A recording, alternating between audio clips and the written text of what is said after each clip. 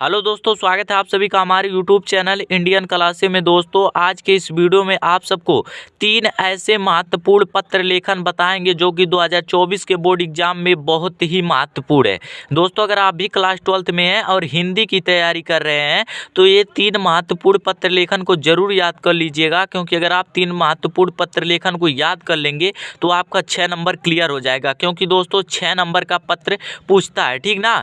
तो दोस्तों, आप सबको जो 3 महत्वपूर्ण पत्र लेखन बताएंगे, अगर आप 3 महत्वपूर्ण पत्र लेखन याद कर लेंगे तो और याद करने की जरूरत नहीं पड़ेगा दोस्तों। और आप सबको पत्र कैसे लिखा जाता है, तीनों महत्वपूर्ण पत्र को मैं लिखकर बताऊंगा, ठीक ना, एकदम आसान भाषा में दोस्तों, क्योंकि 6 नंबर एकदम आसानी से मिलने वाला है, तो इसको जरूर याद कर लीजिएगा।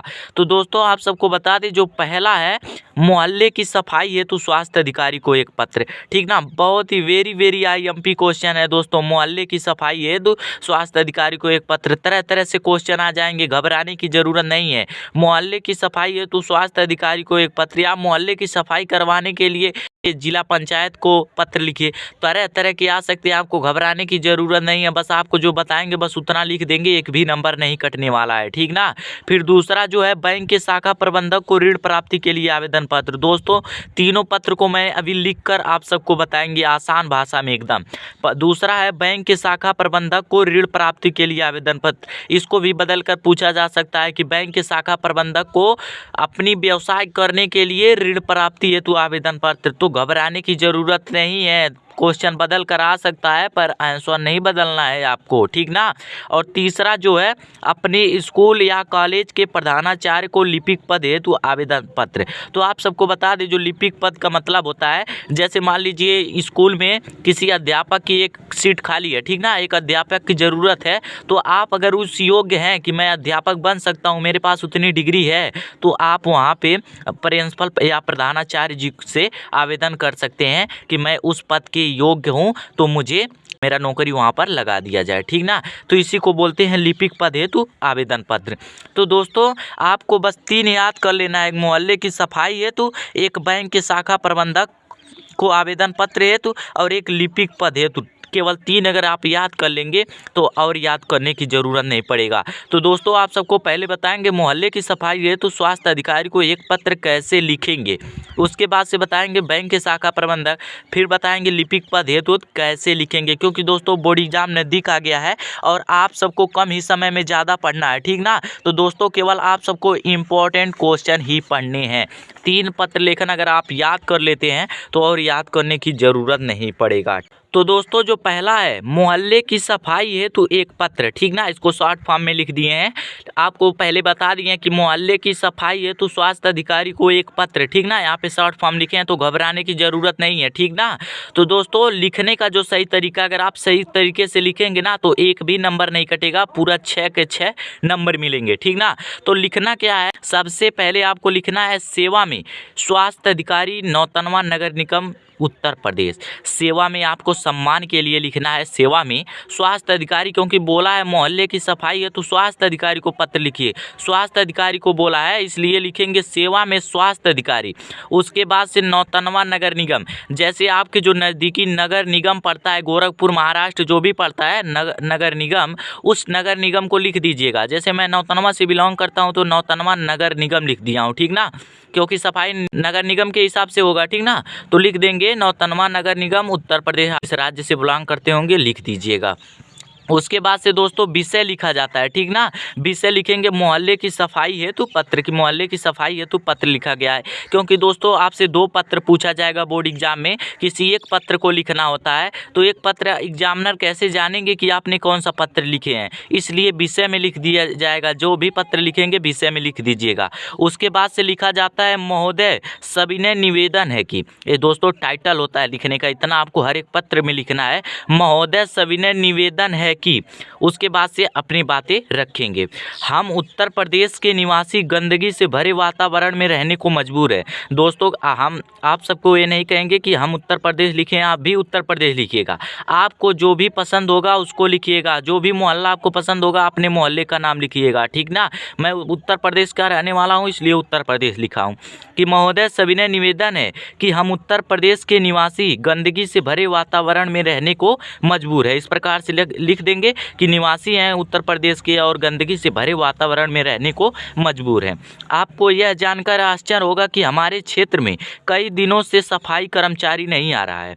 वो स्वास्थ्य अधिकारी को पत्र लिखा जा रहा है कि आपको यह जानकर आश्चर्य होगा कि हमारे क्षेत्र में कई दिनों से सफाई कर्मचारी नहीं आ रहा है, कि जो नालियां सफाई करने के लिए जो कर्मचारी हैं, सड़क सफाई करने के लिए जो कर्मचारी है, वो कर्मचारी हमारे गांव में नहीं आ रहे हैं, हमारे मोहल्ले में नहीं आ रहे हैं। ठीक ना, इस तरीके से लिख देंगे कि कई दिनों से कर्मचारी नहीं आ रहे हैं, जिसके कारण जगह जगह गंदगी का ढेर लग गया है।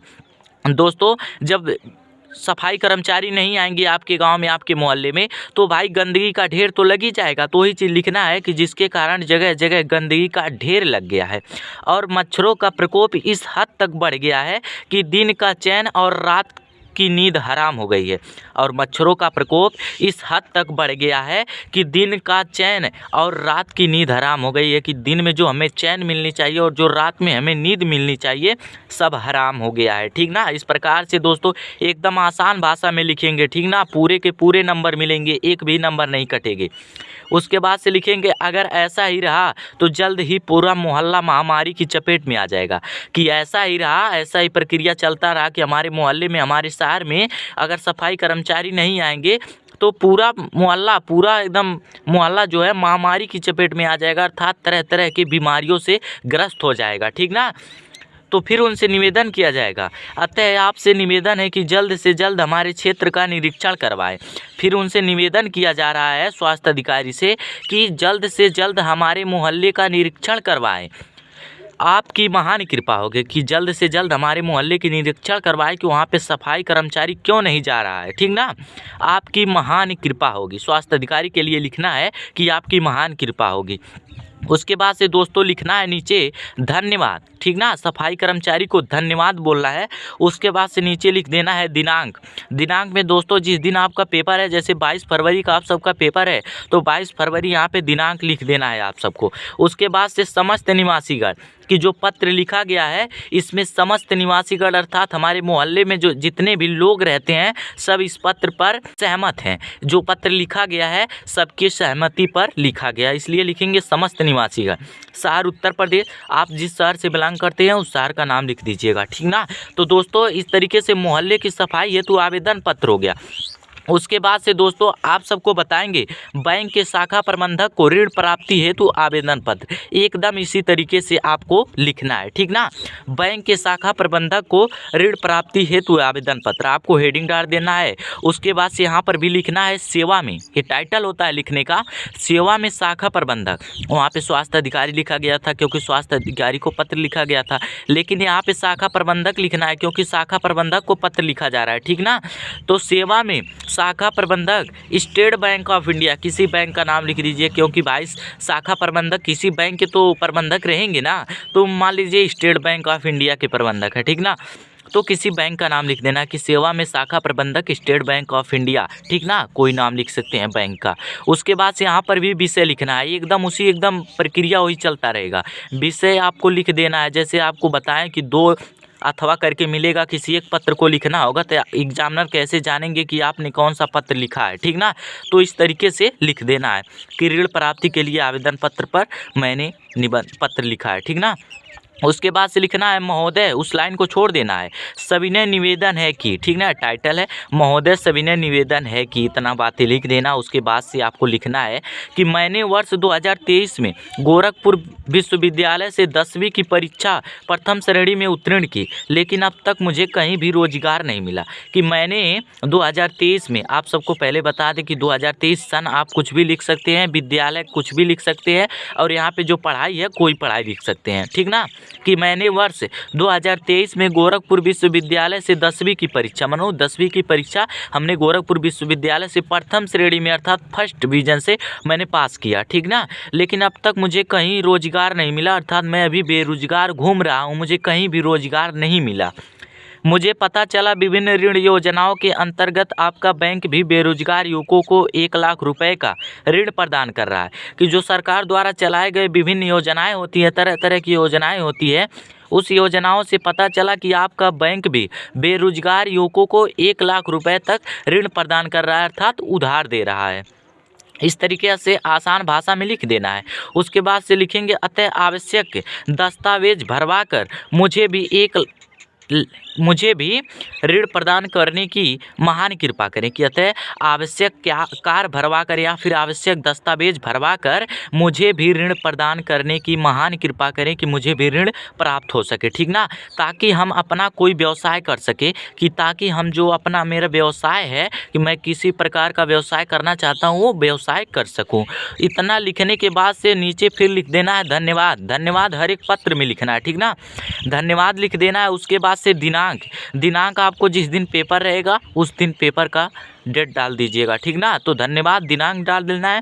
प्रार्थी का मतलब जो आपने पत्र लिखा आपका नाम क्या है, तो नाम में दोस्तों गलती नहीं करना है, नाम कभी भी आपको नहीं लिखना है, ठीक ना, क्योंकि बोर्ड एग्जाम में जो कॉपी मिलती है उसमें नाम लिखने का ऑप्शन नहीं आता है, केवल रोल नंबर लिखना होता है। तो यहाँ पर आप कै ख ग लिख सकते हैं, ठीक ना, नाम नहीं लिखना है। तो इस प्रकार से आप बैंक के शाखा प्रबंधक को ऋण प्राप्ति हेतु आवेदन पत्र लिख सकते हैं।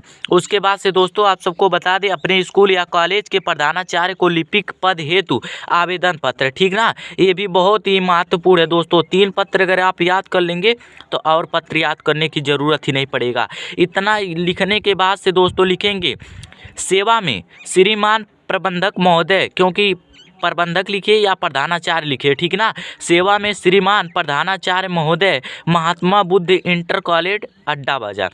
मैं अपने स्कूल का नाम लिखा हूँ, आप अपने स्कूल का नाम लिख दीजिएगा कि सेवा में श्रीमान प्रधानाचार्य महोदय, अपने स्कूल का नाम लिख दीजिएगा। मैंने अपने स्कूल का नाम लिखा है महात्मा बुद्ध इंटर कॉलेज, ठीक ना। उसके बाद से दोस्तों विषय आप सबको बताएं लिखना है लिपिक पद हेतु आवेदन पत्र, यहाँ पे पूछा गया है वही मैंने लिख दिया है, ठीक ना।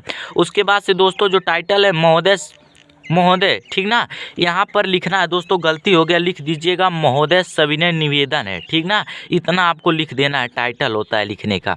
उसके बाद से लिखेंगे पिछले दिनों मुझे लोगों के द्वारा पता चला कि कॉलेज में लिपिक का एक पद रिक्त है, कि पिछले दिनों मुझे लोगों के माध्यम से लोगों के द्वारा मुझे पता चला कि उस स्कूल में अध्यापक का या फिर चपरासी का एक पद खाली है, ठीक ना। स्कूल में जैसे चपरासी होते हैं, अध्यापक होते हैं, ठीक ना, तो एक पद रिक्त है आपके कॉलेज में या फिर आपके स्कूल में, एक लिपिक पद का एक पद रिक्त है, ठीक ना, जिसके लिए मैं पूरी तरह योग्य हूँ, कि जो पद खाली है, जैसे चपरासी का भी पद हो सकता है, एक प्रिंसिपल का पद हो सकता है, प्रबंधक का पद हो सकता है, तो मैं उस तरह के योग्य हूँ, ठीक ना, जो पद रिक्त है उस पद के मैं योग्य हूँ।